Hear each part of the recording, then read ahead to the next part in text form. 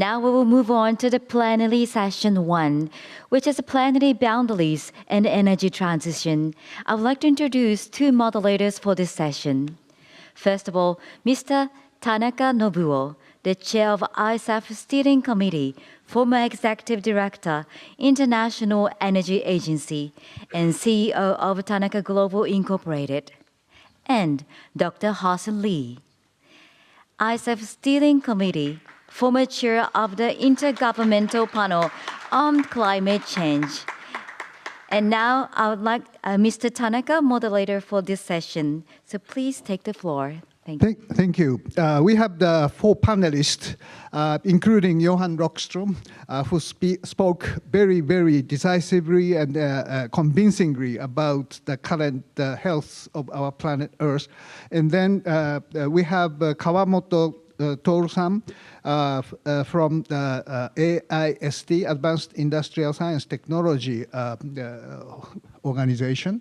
And also ISHII Naoko-san. She is the Executive Vice President, Director, Center of Global Commons of the University of Tokyo.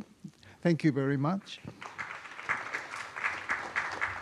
And Maja Groff, she is an international lawyer and governor of the Climate Governance Commission. Thank you for coming.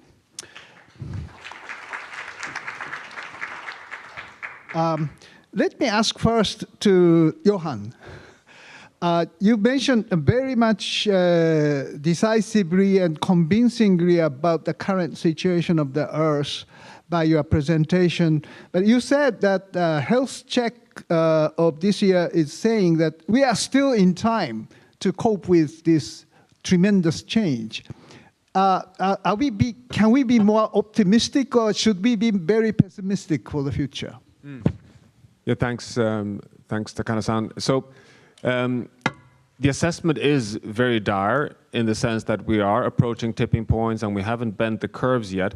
What is reassuring, and what I think is the constructive part, is that when you put all the evidence on the table in the functioning of both the biology, the chemistry, the physics, the hydrology, the ocean, ice, land systems, we still see that the planet is dominated by negative feedbacks, by this cooling capacity, even though we're starting to see cracks, which suggests that it's not too late to veer back. But of course, most scenarios scientifically show that we have to bend those curves, before 2030. So we have to decisively be on a path back to the safe space within the next 5-10 years. And climate science, for example, I mean, looking at Hoesung Lee, who led the IPCC 6 assessment work, shows clearly that global emissions have to be cut by half by 2030 to be on a path towards a net zero world economy, to still have a chance of 1.5. So I think the window is still open, but it's rapidly closing. So it's not to allow us to lean back, but on the contrary, it's to lean forward and accelerate. But it's also to say that we certainly do not have scientific evidence that we should give up. Thank you, Johan. ICEF's role is how innovation can respond. So, as an innovator or innovation, let's say, motivation is we have to be a little more optimistic about our capability to innovate. But Hosen, Johan mentioned about the IPCC. You are the chair. How you digest the discussion of the planetary boundaries in your report of the IPCC? AR6, the 6th assessment report, benefited greatly from Johan's contribution in this work. In fact, when the AR6 began, we had a planning meeting with the scientist group organized by Johan. And at that time, we were considering how to organize the various literatures on the Earth system in a most communicate in a way that policymakers can absorb the key findings of this assessment. And we discussed various elements of the Earth, how the operations of Earth systems contribute to certain anomalies so we experience so far, and also we expect for the future. And at that time, these participants at the meeting realized that we need to consider the interactions of interdependencies of various elements pressing on the workings of the Earth system, and that still that information need to be further analyzed, and we understand how each element of this Earth system, as Johan expressed, putting a pressure on the life support system, but how the interactions, interdependencies of these elements could affect the Earth system as a whole. I believe that is some of the questions his group is trying to answer. And if you look at the IPCC report, the second part, which is the impacts and adaptation part, you will recognize that there is a reference to the risks are cascading, and also it's compounding throughout the whole system. But that's the qualitative descriptions of the risks we are facing. And so I'm sure that the world will benefit greatly from the works of Rockstrom and his colleagues. Thank you, Hosen. Ishii-sensei, my question to you is that planetary boundary was not so well known in Japan, in my view. Maybe I'm making a mistake, but Ishii-sensei, I think from your study and from your work, how Japan should accommodate or digest these planetary boundary issues into our action or policy. And your study shows your recommendation for us for further actions on the planetary boundaries. Or am I wrong about this planetary boundaries understanding in Japan? Just let me clarify. No, actually, you are absolutely right, and to my dismay.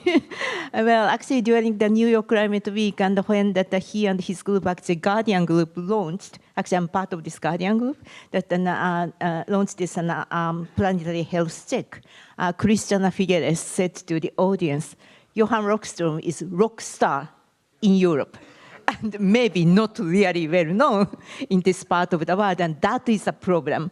Why a society and that a developed country like Japan is not really aware of this stark message from science, right? So that we really need to see that why the scientific message is really not penetrating to our society, and I see that quite a cost of this and our not catching up this and the latest science in our society, because as Johan mentioned, in order for us to really catch this slim chance of staying within planetary boundaries, we need to accelerate our transformation. And he said it's not linear, it's going to be steep, and I would say it's very kind of radical transformation is needed. And one of the points he also made is it's not only energy transition we need to have.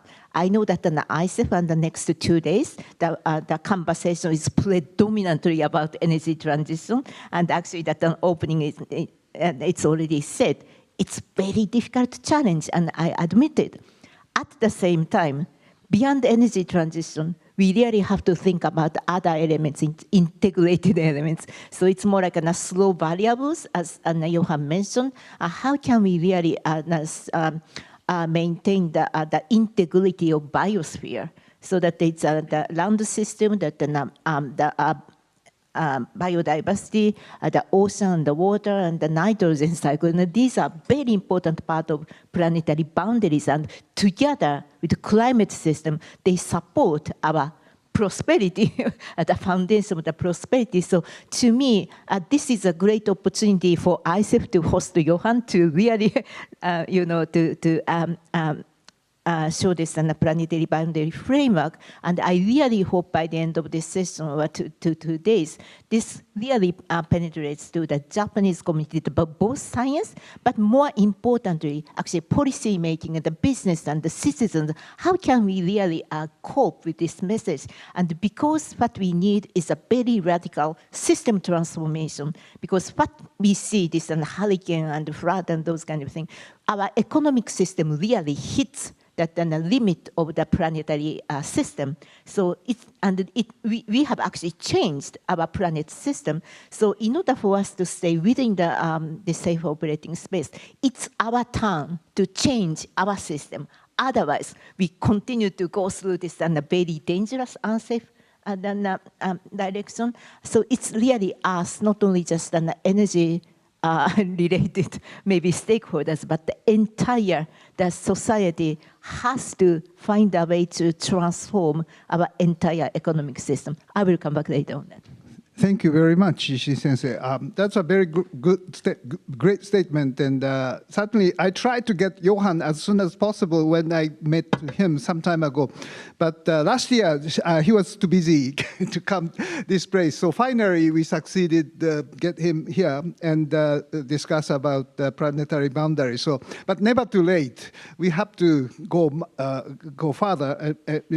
But Ishii-sensei, I mean, in Japan, I mean, maybe in the Oriental part of the world, we feel that nature is kind of how to live harmonious life with nature. You know, harmony with nature is a kind of culture in Japan. Does it prevent us to think about the nature's challenge to the human being? Or yeah, we have I really think it's a philosophical question. Struggling to really answer your question, because it has been suggested as one of the reasons why this scientific message is not really prevailing in Japan, because somewhere in our mind, well, we are part of nature. We don't necessarily scientifically identify that our relationship with nature. So there is a bit of complacency in it, because based on that, we continue to degrade natural system. So it's really time for us to wake up and see that if we really believe we are part of nature, we also have to understand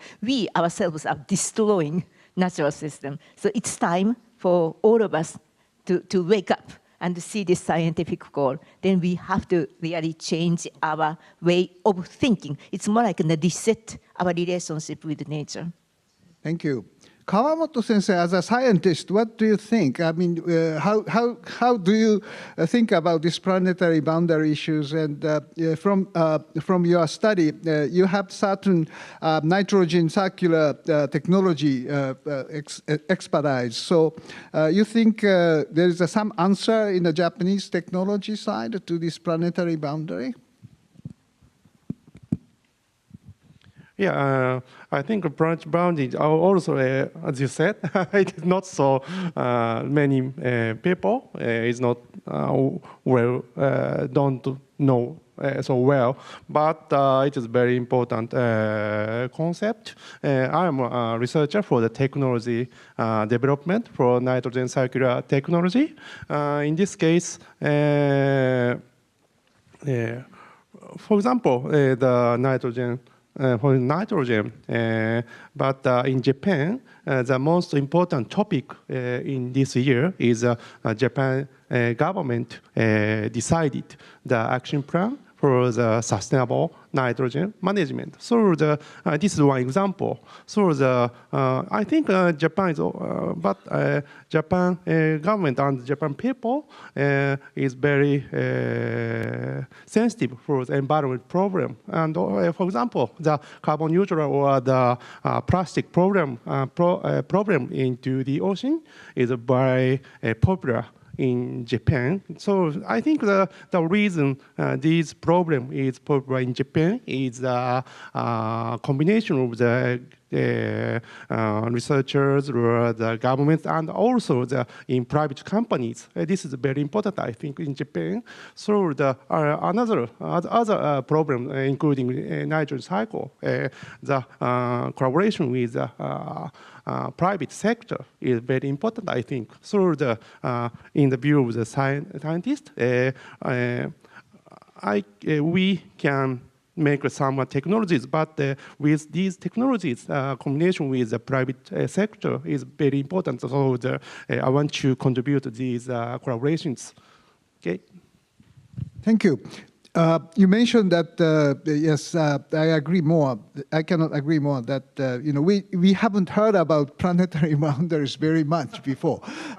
Is that the case for you? I mean, as a scientist or engineer, you should know some kind of discussion like this before. Have you heard about the planetary boundary? In Japan? In Japan? Yeah.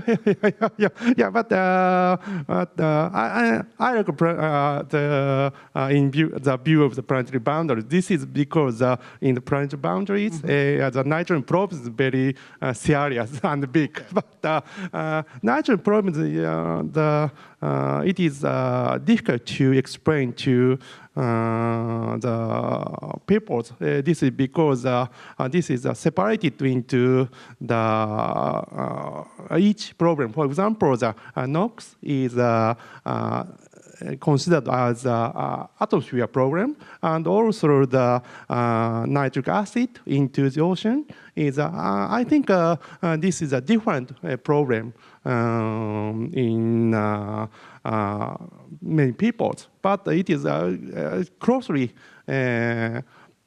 connected. So in the planetary boundaries view, these problem originating the various nitrogen compound is connected into the one issue nitrogen cycle. So such giving the whole concept is very important. So such a planetary boundary is, I think, in Japan also this is very important to understand the whole concept for the ordinary people, I think. Thank you. Yeah, we have to make a more publication or publicity about planetary boundaries in our efforts. I mean, the ICEF, this is the first time we pick up this issue.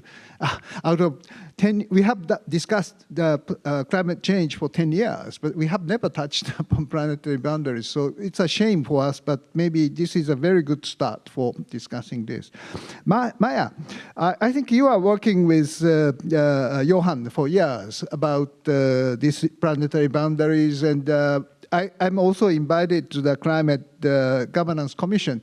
What your view about the action of the global community towards the planetary boundary?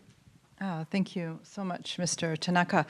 Yes, so on the Climate Governance Commission, where you sit and where Johan is a co-chair, along with Mary Robinson of the Elders and Maria Fernanda Espinosa, former president of the General Assembly, we've tried to really put our heads together at various meetings. How do we take this governance lens to look at our current ecological circumstances and the whole Earth system? And from the beginning, we've really looked at the planetary boundaries framework and the Earth system as one unit, scientific unit. And we've asked the question really, if we were to take this seriously as our guide for governance, what would our governance look like?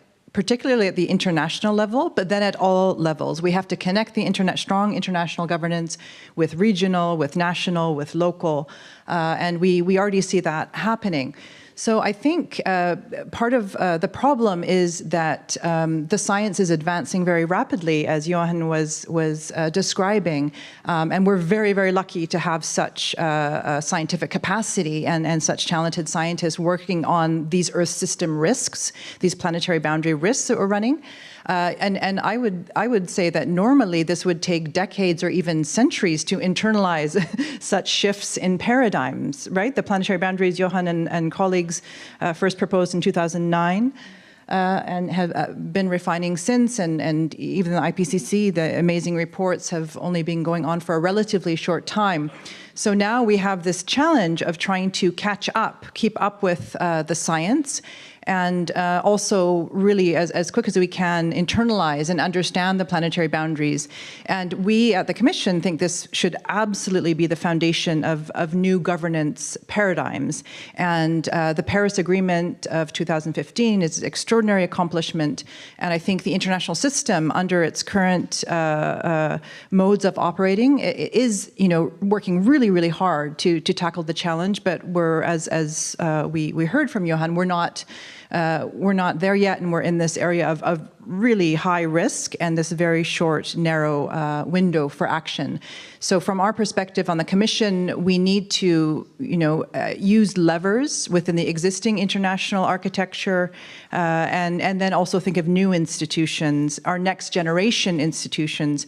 How do we strengthen the Paris Agreement, for example, to make obligations more binding? How do we move towards next generation architecture for UNEP, to elevate it in the international system in parity with really the risks that we have, moving towards, for example, a global environment agency that Merkel and Sarkozy first proposed also back in 2009.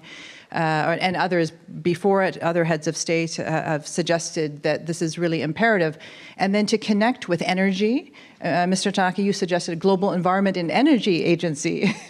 For example, how do we connect with the absolutely vital work of UNDP and make sure we achieve social flourishing, economic flourishing, but now within planetary boundaries? So we have a lot to catch up on, but it's very exciting also. This innovation mindset and way of thinking is very exciting. We have a lot to do, some radical changes, but I'm convinced we can do this also from the governance perspective. Thank you, Gohan. Maja, I proposed one issue is this, as a former executive director of the International Energy Agency, energy and environment should go together, back to back. So I rather propose that Global Environment and Energy Agency, including IEA, a part of it, is probably the very interesting idea. I even often saying that METI, Ministry of Trade and Industry, is doing this energy sector, but they should go together with Environment Ministry. Otherwise, we really cannot deliver the complex issue of climate and energy together. So Maja, are you satisfied with the current UNFCCC discussion or action? They are not quick enough. They are not decisive enough for me.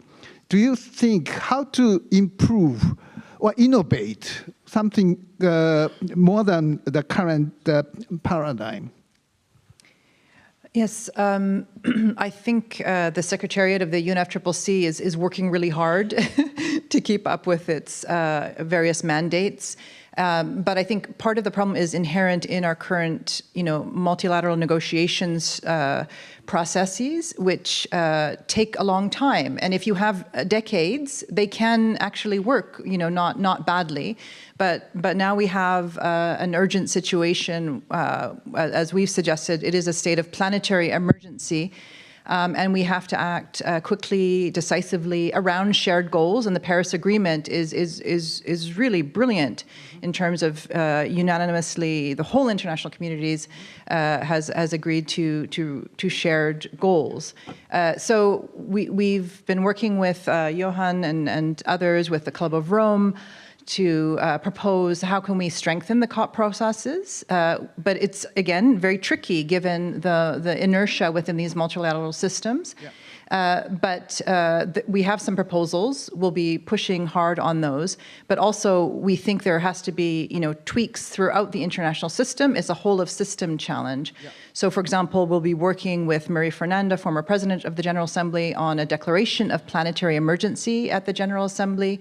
Also, the Secretary General has suggested an emergency platform protocol for the international community to defragment the various agencies and organizations? How can we work together? We want to propose an emergency platform for planetary emergency. How do we really turbocharge the various activities, actions, and of various organizations and make sure that they're coordinated? And also enhanced international scientific capacity. How do we really seriously monitor for whole Earth system risks, how all the planetary boundaries interact, and report and monitor, assess in real time, and report to the highest levels of policymakers, political leadership? Yeah, that's a very important point, Maja.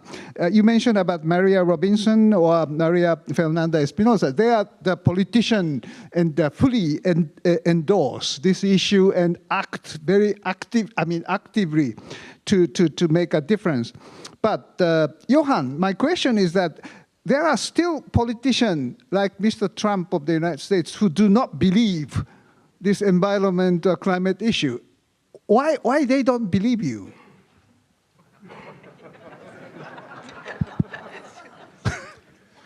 Sorry to be abrupt question. I'm not sure I'll express that in public here. What I think about. No, don't specify Trump, no, but. No, that's right. No, but I mean it's there is a few issues to state on this point, Tanaka-san. That I mean, first of all. True, there is still some climate denial out there, but remember that it's very marginal. It's dominated in a few Anglo-Saxon countries in the world. It's the US, Canada, to some extent UK and Australia. Otherwise, you basically don't have denialism in the world. It is, in my view, dominated very much in the Murdoch media monopoly. It is vested interests from very strong investments by Koch brothers and others over many decades, leaning on the old, very successful, unfortunately, strategy of the tobacco industry to not question the science, but instill doubt. And the merchants of doubt is well established as a fact, and you see that has been plaguing the US for a long time. So undoubtedly it's there, but I must say that, scientifically we have turned a corner since long time back, and we don't care too much about denialism anymore.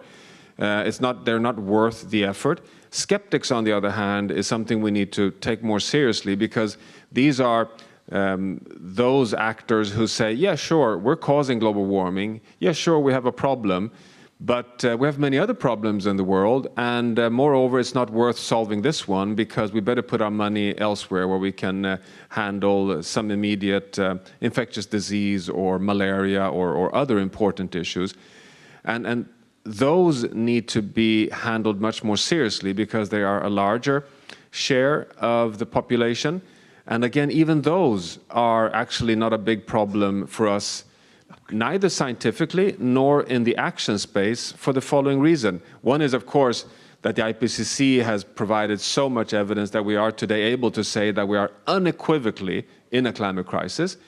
But the most important thing is, which is what we have to communicate to the Trumpians of the world, which is that investing in a zero carbon future, investing in a sustainability transformation, gives us a more modern, competitive, secure and healthy, attractive, cool outcome.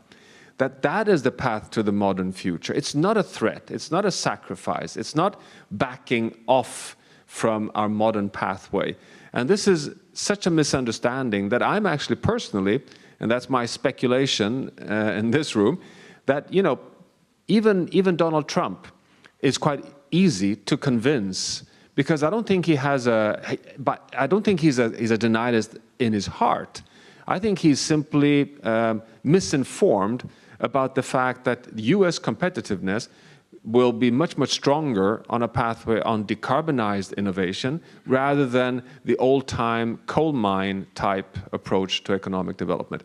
And we've failed, and I think that's self-criticism, we've failed to communicate that. I think gatherings like ICEF is not only great, I think ICEF has a responsibility to kind of step up the game and also tell the world that, look here, this not only are we able to scale solutions today, those solutions give us a much more prosperous, competitive outcome. And that's the language that Trump can understand. Thank you, Johan, and give us a more important mission for the future. Hossein, do you have a word?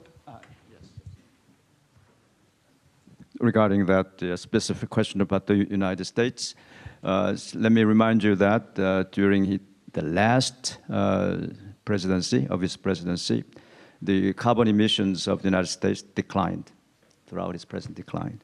So thanks to natural gas, by the way. Yeah, all right, okay. And there are other reasons for that decline. And so no matter who takes the helm of that country, administration, the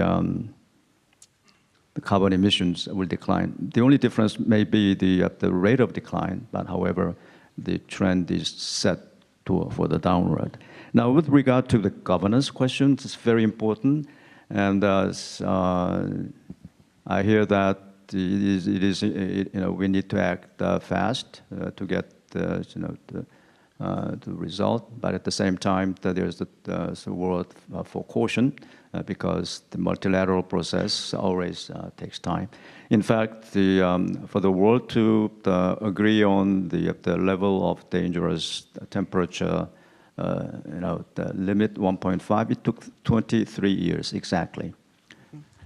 From the science IPCC report and other science communities' findings of warning the global danger, and then, but somehow very miraculously, the biodiversity people was able to convince the policymakers in a much shorter period of time to agree on a 30%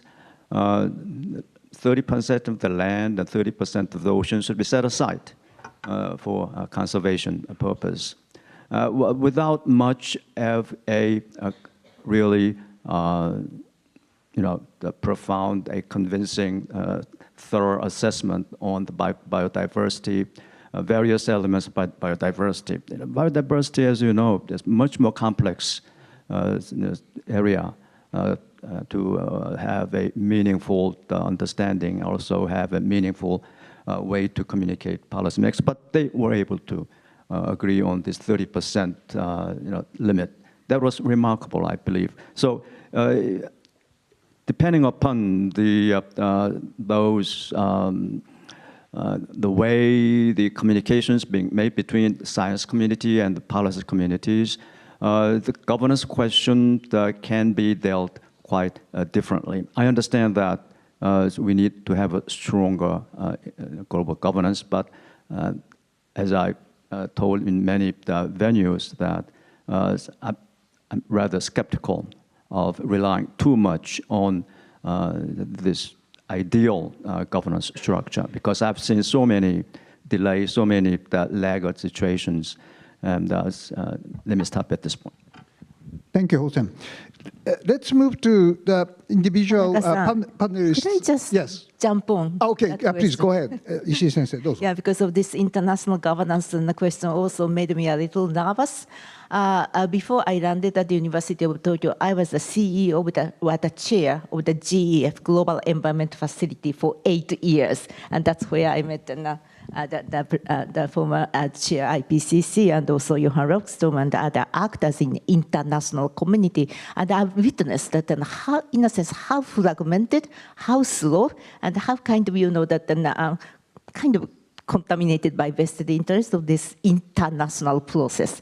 And then when from GF point of view, we have so many, the Ministry of Environment and the Ministry of Industry, Ministry of Finance, Ministry of Development, they are all kind of, fragmented. And there are also that the 3 Rio treaties, plus Montreal and the chemical and those kind of things. And they have their own industries below them. So at the same time, what we really need is a very radical system transformation. It's not something those international institutions and the process can deliver. It's really us. Then when you say that the UNFCCC is very slow, but we are part of UNFCCC. It's only secretariat there, right? But then they are secretariat, and then we are part of that process, that the government part of the process, and business is part of the citizen part of the process, and in order for us to really accelerate this dramatic transition, I think that we should understand that it's not merely somebody give us. We have to find a way to work out, right? So that so it's not only energy transition, but also that all the natural system to be revamped. And it's going to be, that each one of us have to find a way that where we can really play that role. So that's why I think that rather than just throwing a ball to this kind of vacuum of the international governance mechanism or system, we have to understand where we can act now, because we don't really have time to wait for the whatever the God they give us and present. So that's I really feel, yeah. Thank you very much. Very, very good points and arguments we have to really digest. Let's move to Kawamoto Sensei. I think you have some presentation to tell us. And do you show some slides here? Yeah. Please. No, you mean now my presentation? Yes. Oh, really?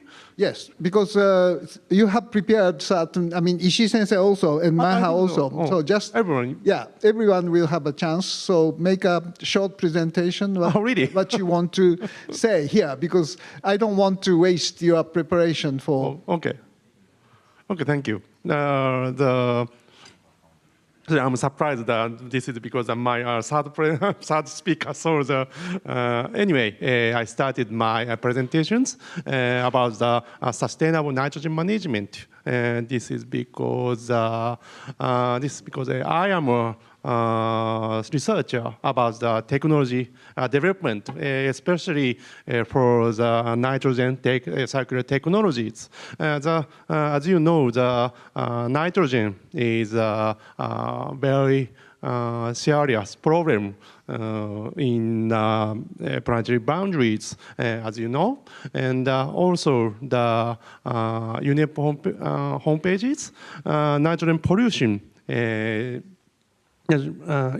Because about nitrogen pollutions, 200 million tons of reactive nitrogen are lost to the environment every year, and also 100 billion USD could be saved by setting an ambitious goal to reduce nitrogen waste. I think this point is very important. As I said, I think benefit for the ordinary people as a private sector is very important. So to solve the problem in planetary boundaries, such a benefit is maybe very important, I think. So I want to develop the new technologies such as generate such a benefit is generated with our technologies.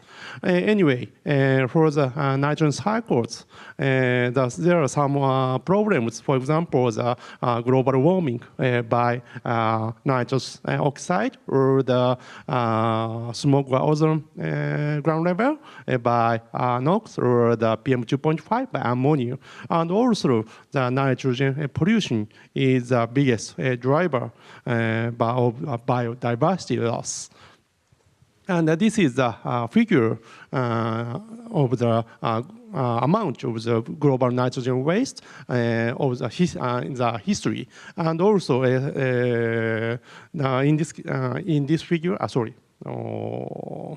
as you see, the global nitrogen waste is increasing and increasing year by year.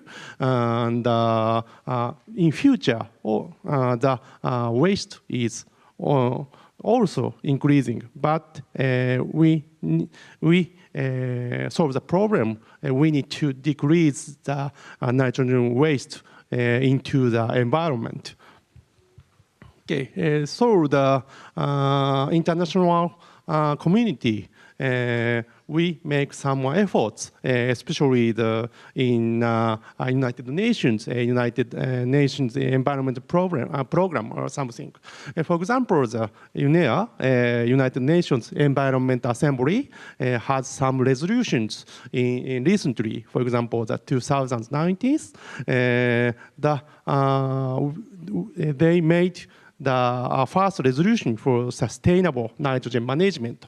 And also 2022, we decided to reduce nitrogen waste significantly by 2030. And such resolutions are very important, I think, to make our actions go together.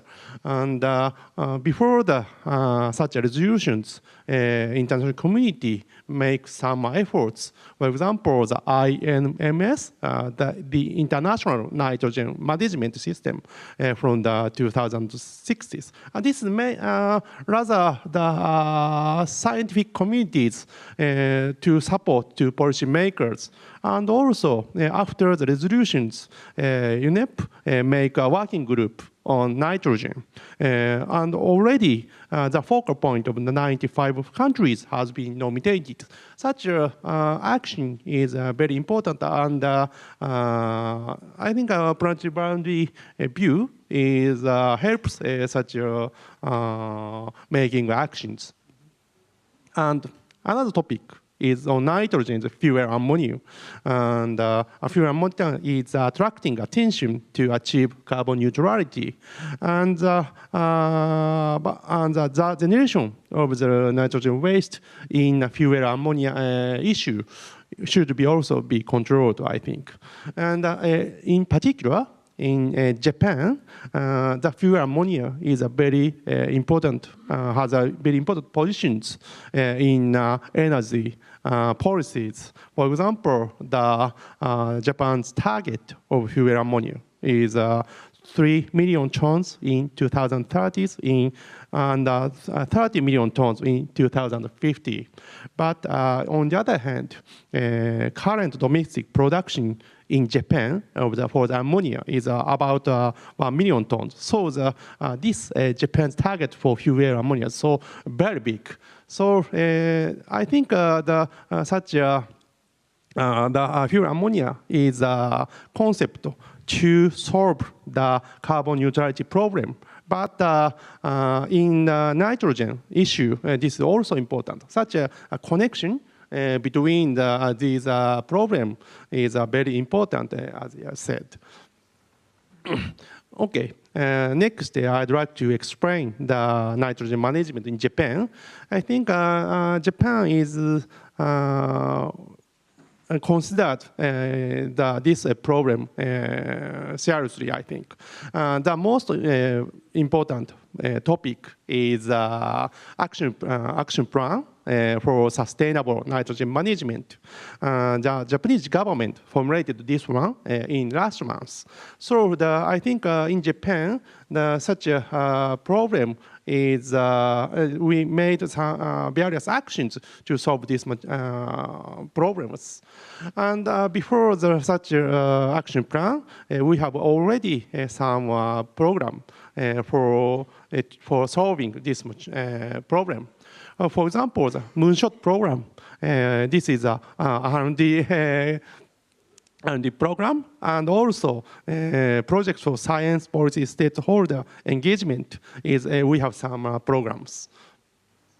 Okay, this figure is the sources of nitrogen waste in Japan, and as you can see, in Japan, the problem into the air is NOx, nitrous oxide, and ammonia. And also into the water, the nitric acid is also a problem. So we need to solve the problem for these materials.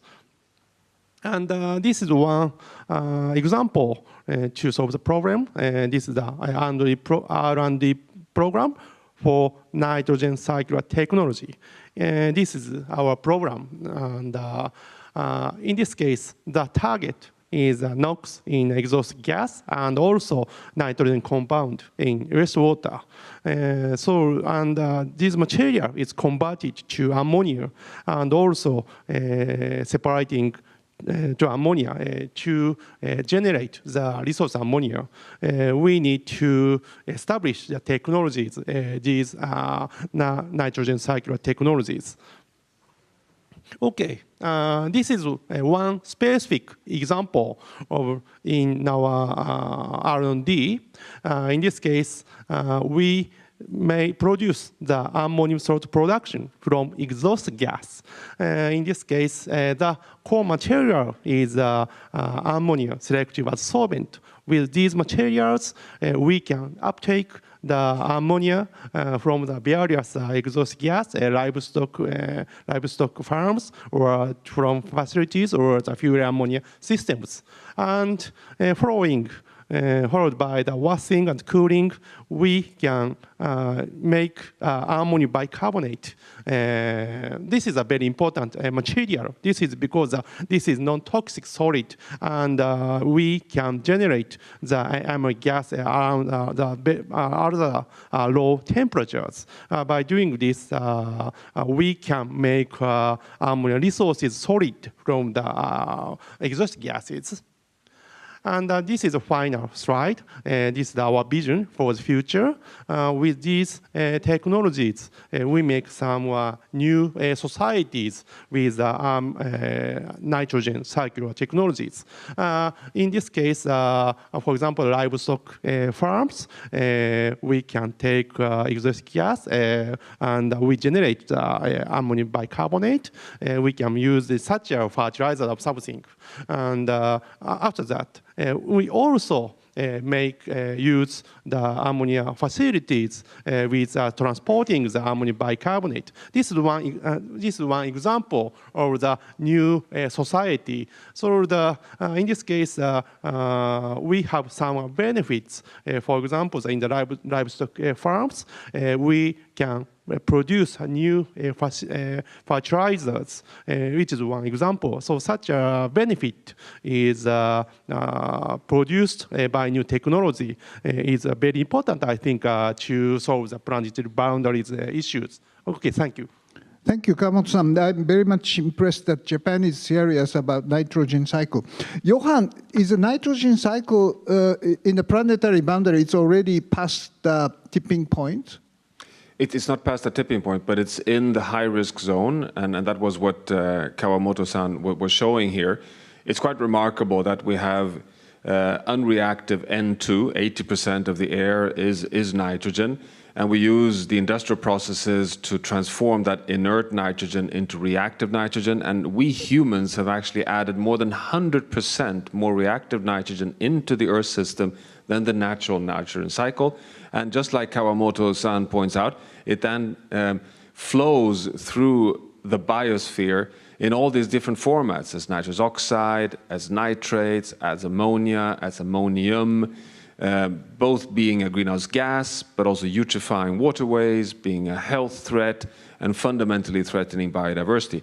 Our focus on quantifying the safe boundary is how much reactive nitrogen can the biosphere cope with before we see collapse in particularly big ecosystems, and it's particularly the marine systems that we have been focusing in on. And therefore, just to close this, that we focus the safe boundary quantification entirely on how much nitrogen can we add into the Earth system for the stability of the Earth system functions. But well before that, we have problems, and that's what Kawamoto is pointing out. We eutrophy our waterways, we have human health problems, we have local problems, which of course means that the just boundary level becomes even more restrictive.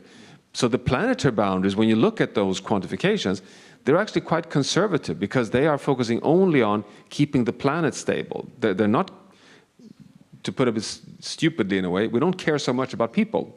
we care first and foremost about the planet, because we people need a stable planet, but the immediate impacts of nitrogen hit people before we hit the boundary levels. So Kawamoto-san is really on a seriously important scientific quest here to solve both people and planet problems, which are all embedded in the planetary boundaries.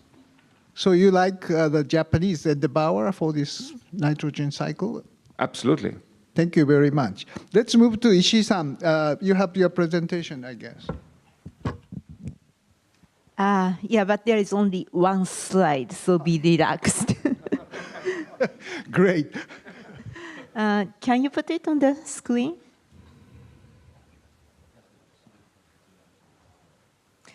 Yeah, I strongly recommend that you take a look at actually the Johann's and Planetary Health Check report.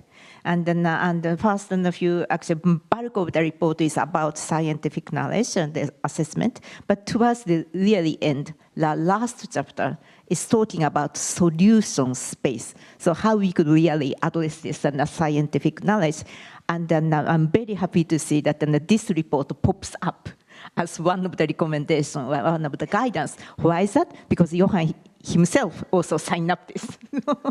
But anyway, so this actually try to provide a framework that how our that we can address this information that challenge and scientific knowledge and to shift our economic system, because the message was clear, very clear. We really don't have time, and we need to accelerate this transformation in a very, very radical way. It's not steep, Johan said. It's very steep, and it's really maybe more than steep. It's very, very radical, and a little kind of it's not linear.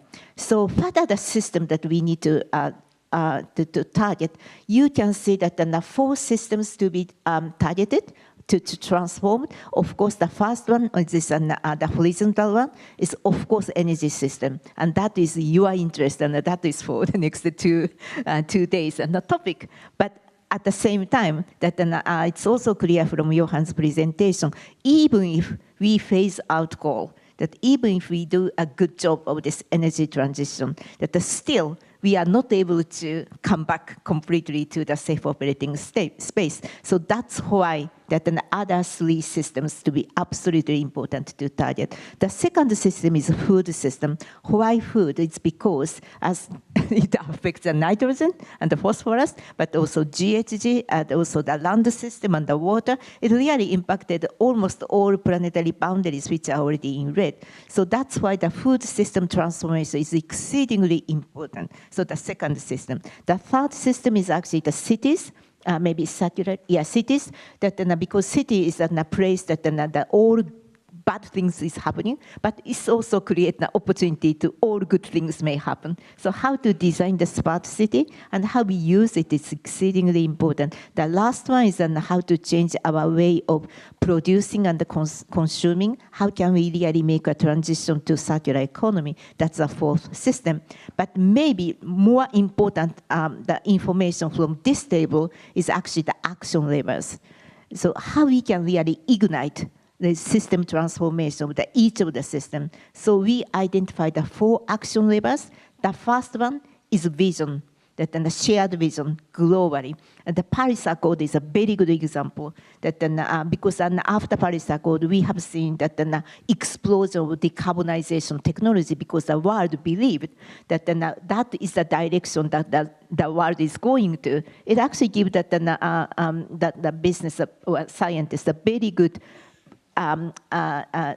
indication that where that future maybe profit will be coming in. So this that the vision is so important. But the second one, which I want to spend a bit of time, is actually how we can change economic metrics. Because as Johann said, and I said, everybody said, what we need to do is how to shift the economic system. And we are basically still in that fossil fuel-based economic system, which doesn't really account for the true value of, for instance, natural capital, societal capital, or human capital. How we can change the economic system to account for those true value of other capitals, and also, if I may put it very bluntly, how we can penalize the bad things, like carbon tax, for instance. Because being an economist, also we have to find a way to how to internalize the externalities so that the current economic system really help us doing that planetary boundary the journey. So this and how to change this economic metrics in the in pricing, the incentive, disincentive, and the financial system is exceedingly important. That I really want to emphasize here. The third one is justice, because that we all learn at a very high cost. Any kind of transition which does not incorporate the justice and fairness is not really sustainable. So how we can incorporate those voices and views of the justice and fairness is important. The last one is the technology or innovation. I just mentioned that it could be a very good link with a vision that where the world may be going to. It will really spur the technological progress or innovation. So these are kind of all linked up to ignite that an important system to be transformed. Just maybe last word about where we can accelerate that the current transition to the ideal situation. I think for the last few years, we have witnessed that this progress is kind of a little stagnant or the sluggish. It's not only energy transition, but all of other transition. I think that we came to understand this operationalization of scientific knowledge of the planetary boundaries actually much harder than originally committed. So I think we are really entering into this operationalization phase, but then we have no option to be just stagnant, but wait and see. So we have to really come together to kind of create a coalition of leaders. It's not just the political leaders, but the business leaders, the policy leaders, citizen leaders, to create this space. How can we really lead this transition?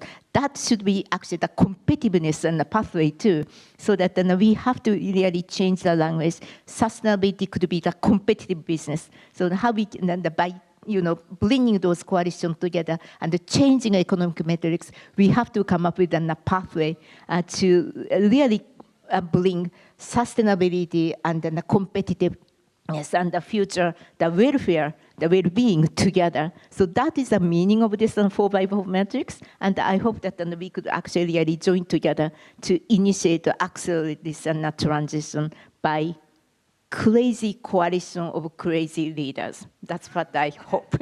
Thank you. Thank you very much, Ishii-san. We need crazy leaders. Yes, I cannot agree more.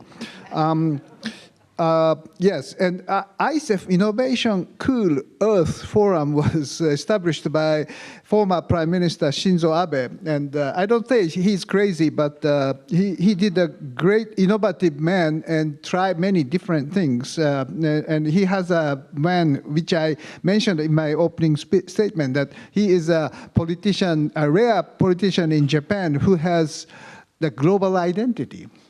Without global identity, I mean, we cannot solve the issue like this. Usually, politician is very local, and many politics now in all over the world is moving toward nationalism and populism. Unfortunately, this is very dangerous for our kind of, solution for these global serious issues. We don't need to, I mean, ICEF is not necessarily only on energy. We can deal with many other elements. So we have to, we are talking about food, we are talking about other, geoengineering even, so many things we can discuss in our future. Yeah, but I felt that, I think, Johan, you mentioned about that the current population is 9 billion, future population is 9 billion. This planetary boundary issue is the kind of population issue. We have too many population. I mean, Ishii-sensei, what do you think? Should we move to Mars like Elon Musk is suggesting? Johan, you want to take it? I think it's a very dangerous strategy, but then Johan may have a better scientifically founded answer. Well, there's a lot of scientific evidence, but I'll put it in plain language. It's complete stupidity. And there's one Earth, as far as we know, in the universe that has this unique, beautiful blue marble and green life support that can host human beings, naively thinking that we could find a space somewhere else is I would argue, it's a complete stupidity, and it's just a waste of resources. So that's one conclusion. The second conclusion is that what the planetary boundaries do is, quite importantly, that we decouple it from people or economic growth. We're not quantifying the safe boundaries at all based on human needs or human wants or assumptions on innovation or assumptions on economic growth. We're simply assessing the stability of the Earth system, gives a safe operating space, and then we put people back into the space. And then we say that that is the playing field. Think of it as a football pitch. You know, you would never be able to have the world's most popular sports game, football, unless you had a white line around the pitch, and you even have a referee, and the moment the ball is outside of the court, the game stops. You're not even allowed to play. But inside that pitch, you can play like Lionel Messi, or you can play as badly as I do. And today, the world is playing as amateurishly as I would do when I would be on a football pitch. But we can't play like Messi. And that's Naoko Ishii's point, that we need to start playing professionally. The game of world development within the lines defined by science. Can we do that with 9 billion players in the game? Scientifically, there's so many scenarios today to show that it is possible. If we have circular material flows, if we have what Kawamoto-san has been showing on innovation space, on nitrogen, on phosphorus, the 4 transformations that Naoko-san showed here, it's quite remarkable. When we meet today in 2024, there's so many scientific papers showing that we can get speed and scale on all 4 of them with current technologies. We can transform the global food system back into the safe space. The single largest sector transgressing planetary boundaries, by the way. There's no sector consuming as much fresh water, destroying so much biodiversity, overloading so much nitrogen, loading so much greenhouse gases, and destroying so much land as the food system. But we can feed humanity healthy diets within safe operating space for 9 billion people. And same goes with the energy transition. So I don't think, Tanaka-san, that this is predominantly a question of talking about too many people. The challenge is that it's a rich minority of over-consuming, unsustainable citizens that have largely caused the problem. And if the poor majority adopts the same lifestyles as the unsustainable, over-consuming minority, then we're in trouble. Thank you very much. Let's move to Maja. Do you have that slide? I think you have the slide also. Yes, I can go through those quickly if they're put on the screen. Yeah, I'll just make a few comments to round us out on really underlining again the importance of governance and policy innovation. And you know, it was shared some of the disappointments in international governance and capture by special interests, but we see this at the national level, of course, too. So we can't give up on our governance institutions at any level. And the commission that I was describing earlier, you see here a list of the various names from all regions, so many diverse countries. We have also some youth commissioners, and the really high level of consensus we have across regions' diverse perspectives shows, you know, also what is possible at the international community level. And I would also echo what Johan was saying earlier about, you know, the climate denial. We've had years of climate science denial, and we are in a new era now, I think. And it's my belief that the international community can move in a much quicker and more effective way. But we need leadership, such as these statespeople on the Commission. And just to underline the point of this inflection point in human history, this is from our Secretary General a few years ago. Humanity faces a stark and urgent choice, a breakdown or a breakthrough. So as Naoko-san was saying, it's really incumbent on at all levels, business community, local level community, et cetera, to think about these incredible transformations we must urgently make. And in our interim report, just to again underline, you know, what has been said about we have the technology, we have the solutions, but we're not implementing them. And key to this is the policy gap and the governance gap at the various levels. And just in terms of this policy gap, there was a recent study published in Science, which I think is really important. I was delighted to see it because we made a proposal several years ago about an international policy innovation clearinghouse. And the experts, international experts in this science study took 1,500 climate policies across 41 countries and found that about 63 of them really were, in fact, effective. So, okay, and they could identify, what were the natures of these policies that were effective, often involved taxation and a multi-pronged sort of policy approach with regulation, as well as taxation, prices on carbon, et cetera.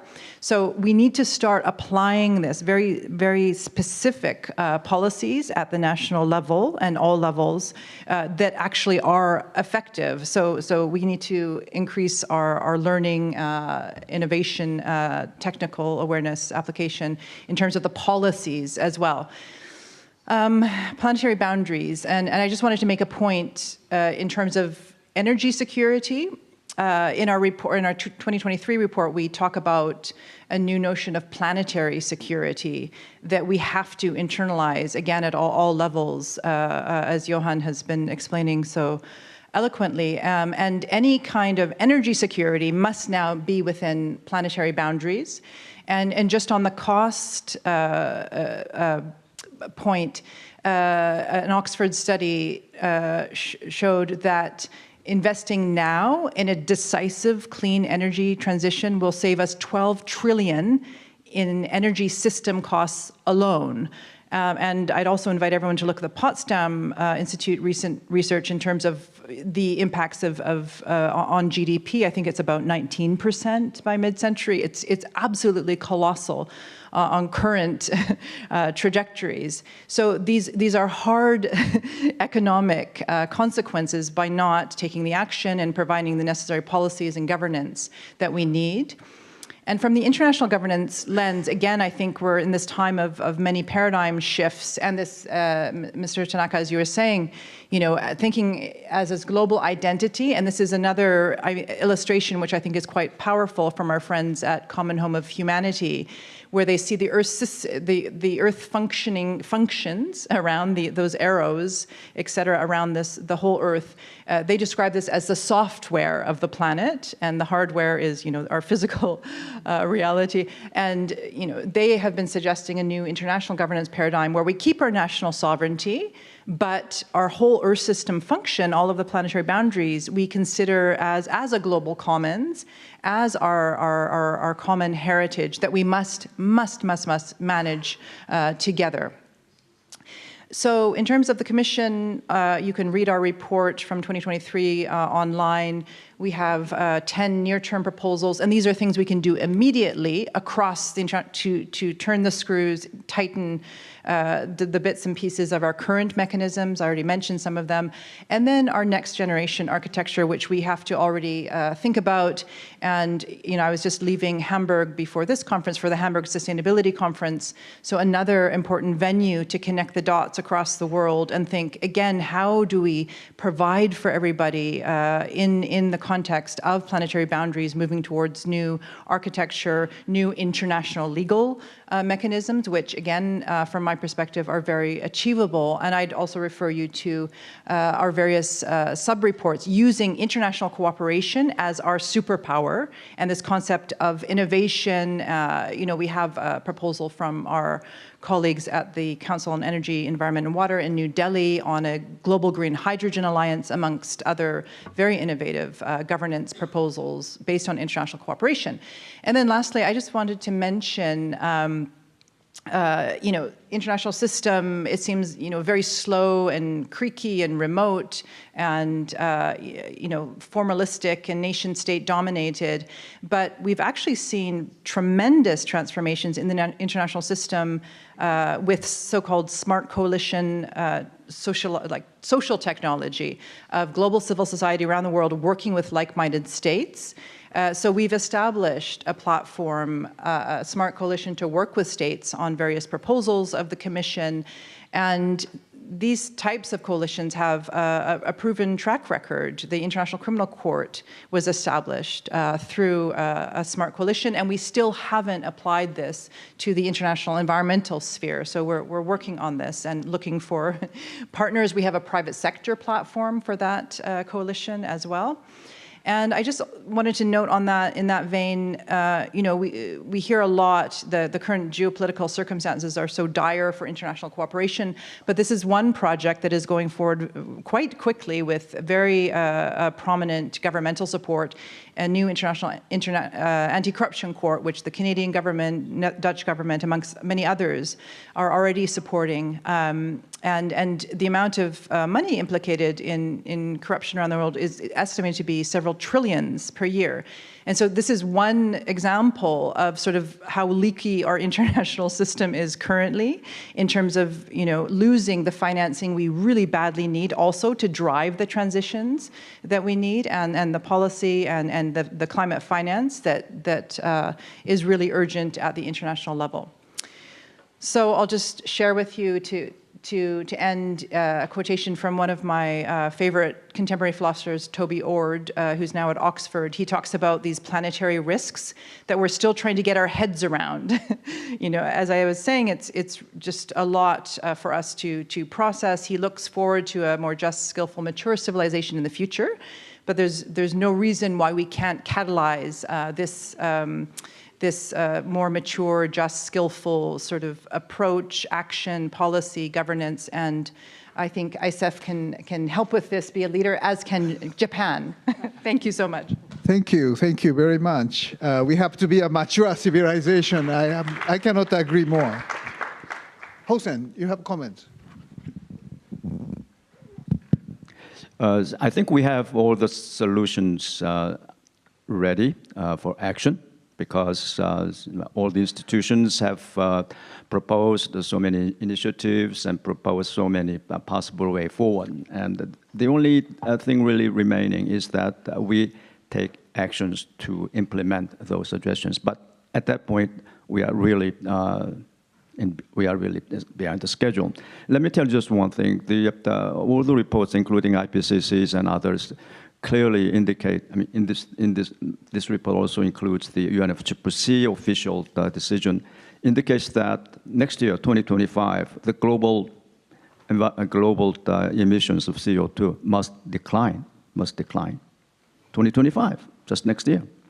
And right now, there's no signs of that global CO2 emissions decline beginning next year. That will give us a huge pressure to do much the stronger action in order to limit what's so-called the extent of the overshoot. But I'll talk about that later in other sessions. So I think very glad you mentioned population. I'm very glad Johan's also mentioned population, and ISHII mentioned that the nexus of the energy and food, etc. And then also, ISHII mentioned that very important thing, that every bad thing must be internalized into the market system. That's very important. I believe that's the minimum that the whole world must do. But that's right from the beginning, as just mentioned, the world knows what to do about that. The job of internalizing that externality into the market system. The proper way is to government tax incentives, etc., etc. But that's where the governments are falling behind. And secondly, let's assume that all the bad things are internalized, and will it be the end of the story? No, because population will be still growing. And by the way, when the Brundtland Commission released their sustainability reports, at that time the population was 5 billion, and the report indicates implies that the stable population for sustainable development will be around 6 billion at that time. So now we're about 8 billion. And every 10 years, 1 additional billion will be added. So population is a problem that no one really wishes to touch. I understand that. And then there's another problem, consumption. Consumption was mentioned.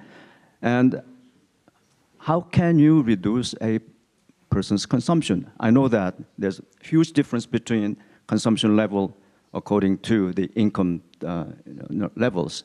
But if someone comes to me and asking that my consumption is too high relative to others, and ask me to reduce my consumption, I would say, get away from me.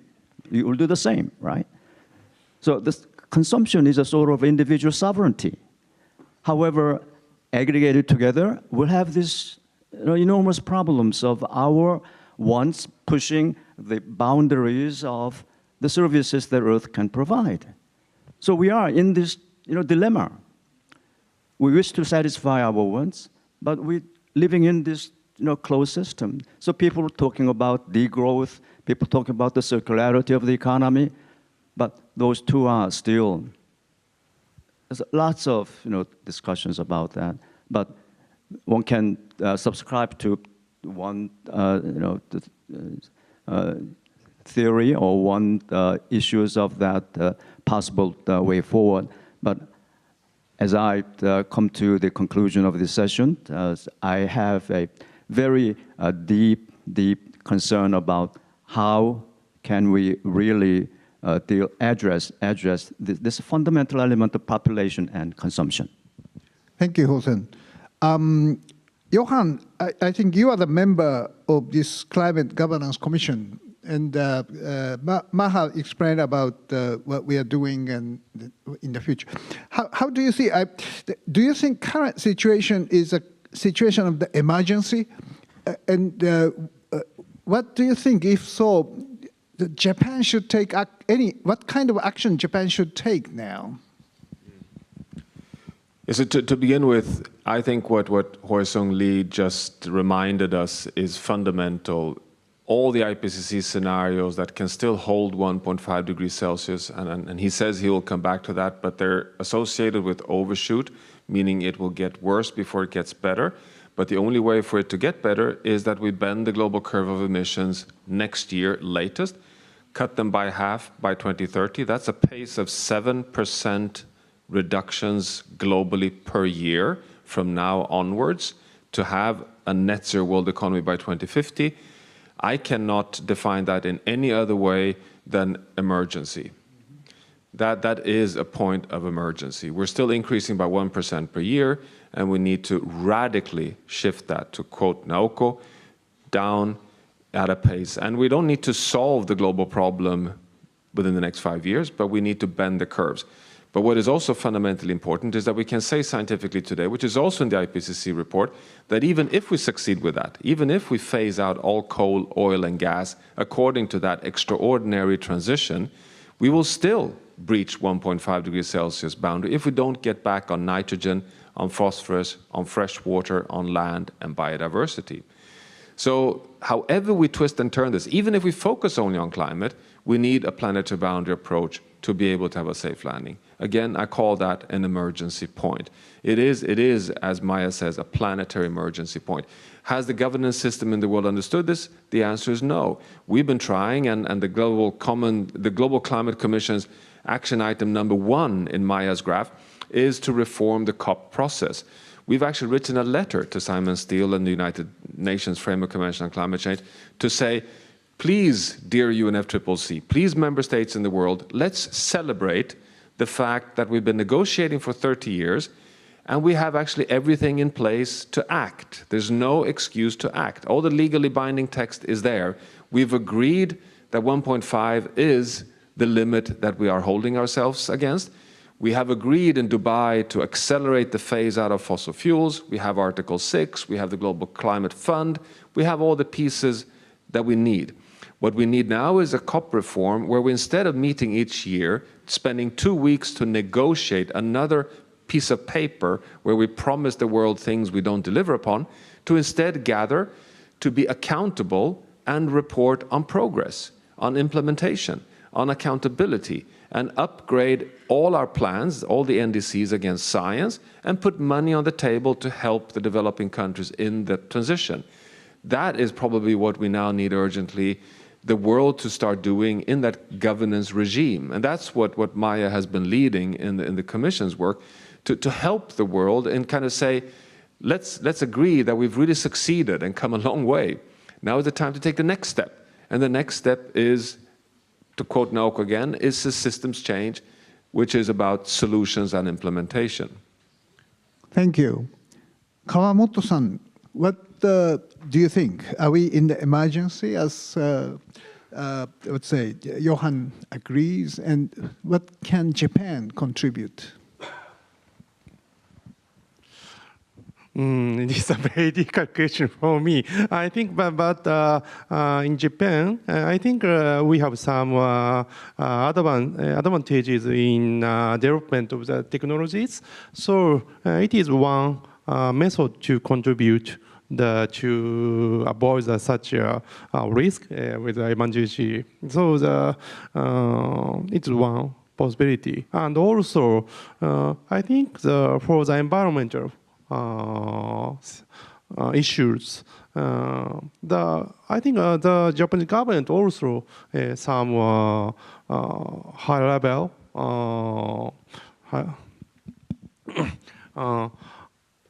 level activity. I think so. I think the Japanese government, also the researchers and the Japanese sector, will maybe contribute such a global community, but I think now I think it is not so sufficient. So sorry, I don't understand how to solve the issues in Japan, but we need to make effort to more contributing to the international society. Sorry. Definitely, everybody should contribute. That's what we have to do. I mean, in our capacity, we have to do whatever the thing we can by ourselves. Yes. As Ishii Sensei, I mean, Maja said about are we in the mature society or civilization? But do you think, as I ask the same question to Johan and Kawamoto-san, are we in emergency, and what Japan can do? Definitely, we are in emergency. It's very clear from scientific the information. And then I also see it's a little bit of emergency for this humanity. Why, with that very stark and clear scientific knowledge, why we fail that to collectively take actions? To me, that's also another emergency. And that's why this governance reform is important. Action, the roadmap is important. But a challenge seems to me that what we are discussing is actually global commons, our stable, resilient planet system, and all of us depends on it. And because it's globally owned, but nobody really seriously takes care of that. So I think what we really need to find out from governance point of view is that how we can really change that kind of mindset and also the mechanism so that we can actually take a responsibility of safeguarding this global commons. Right now, just in the economic system, actually Jose said that one of the important things is how to internalize externalities. But to take that action, it requires also political leadership. But if we were able to shift our economic mechanism towards that direction, that will definitely help us take on a serious action. But we need some leaders to start with that so that it creates a kind of pathway. And if we move faster and deeper and with determination, it will be maybe in the future, it's very competitive pathway, but somebody needs to start it. That's why otherwise we always continue to be in this prisoner's dilemma situation. So how to break it? Maja mentioned this smart coalition. I think what I said that strategic coalition, I think we were talking about more or less the same thing. So that if we are able to find ourselves in that space, to take the lead, to form the crazy coalition, to break the inertia, the stalemate, I think that's one way. And coming back from New York Climate Week and 2 weeks ago, I witnessed that a lot of international rule-making has been really actively taking place. To what extent Japan is a part of that? I see very little participation of Japanese policymakers' business to be a part of that. So I think that where we can really contribute to these processes to actively jump in this international rule making, it's help Japan, but also help the world. We are still the fourth largest economy or something like that. We have to wake up. We really have to find that where we can really take much more responsibility and accelerate the transition. Thank you. Thank you, Ishii-sensei. Maja, yes, this issue of Japan's contribution you have mentioned already, but specifically, do you expect something from Japan? Well, firstly, I've worked for many years with Japanese civil servants, diplomats, on binding international treaties and cross-border cooperation, and it's always been an extraordinary pleasure. So I think, yes, Japan on the diplomatic, in the diplomatic sphere can be extremely influential and effective, both internationally and also regionally, maybe with this planetary boundaries approach, planetary boundaries diplomacy and vision. Would be extraordinary, and I think would be very effective. But also then at home, of course, in terms of the policy innovation, Japan is very well placed in terms of the technology, innovation, economic strength, education. So yes, I see so much potential. Okay. Thank you very much. Very encouraging statement. We have 5 minutes. Maybe I will open the floor to any question. Probably this is a really interesting time, so maybe we may take 1 or 2 questions from the floor. Is there anybody who wants to ask tough question to Johan or whoever in the panel? Or you are fully agreed and convinced that you don't have any question? Go ahead. Yes, Ismail, I believe you will have the question. Thank you. I have 2 questions, really. When Johan says that we will get the 9 billion people to live in a sustainable fashion, would that involve a reduction in the small minority that is now living in a totally unsustainable fashion on the rest of the planet and impacting terribly the rest of the planet? In other words, would that require an enormous shift in terms of the utilization of the earth resources? Now, we're not talking economics only and finance. I mean, earth resources to the utilization of the poorest 80% of humanity.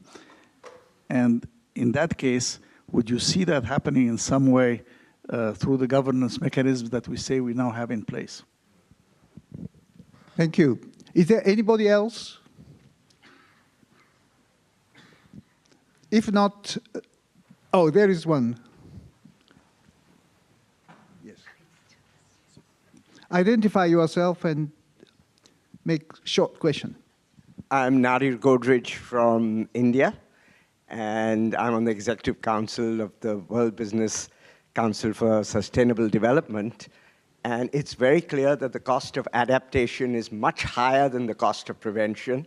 I don't think we need to change lifestyles. We can even improve lifestyles, but do it in a much more sustainable way. All we need is a small carbon price to incentivize business to do the right thing. Even without a carbon price, there's a lot we are doing. So let's have a carbon price. Don't you think we can solve the problem with a moderate carbon price that is uniformly applied to all people emitting carbon? Thank you. Very good point.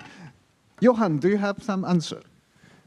Yeah, let me try and perhaps combine from Nadir and Ismail, because yes, there is ample scientific support for a global carbon price.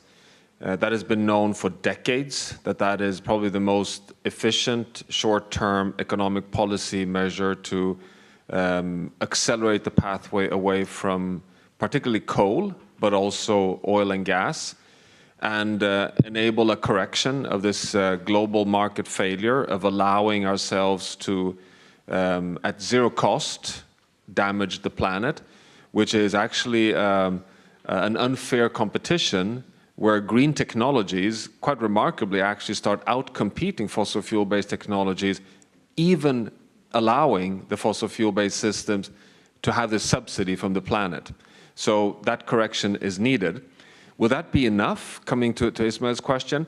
Well, I would actually argue that the answer is no. There is no scientific evidence, I would argue, that suggests that under current conventional lifestyles, we can come back within planetary boundaries with only technological fixes through incentives based on, for example, carbon pricing, that we also need lifestyle change. And that lifestyle change, so it's a combination. In a zero-carbon economy, of course, you could still have high consumption levels, but you'll have rebound effects due to the fact that energy will be so cheap that if we just continue consuming, you'll have more ecosystem decline and freshwater use and rare earth metals being overconsumed. So you need to also combine the technology transition with new values and reconnecting our lives to planet Earth. The point here about kind of harmonious societies and put new values on non-material goods and services as a modern good quality life. So I think, Ismail, you have a very important point here that we need to see shifts. That the challenge is that is not a sacrifice. It's not as if the high-consuming rich minority is losing anything. It's a question of finding a new harmony, a new balance in what does it mean to have a good modern life. And that very likely means less waste, more circular, more zero carbon sustainable, but also some less consumption. Thank you. Any other panelists wants to comment? Hosen? Okay. Thank you very much. Time is up, so we have to stop here. But I really appreciate many discussions and agendas for the future of the ICEF discussion. I'm very happy to hear many of the homeworks for us. But at the same time, yes, planetary boundary is a very serious emergency, and we have to really take good consideration and take action. But at the same time, as Johan said, yes, we still can be in time, and we still try to be as brave and decisive together with politicians and globally for the better of overcoming these planetary boundary issues all together. And thank you very much. I really want the audience to join me thanking the panelists for their very good discussion. Thank you very much.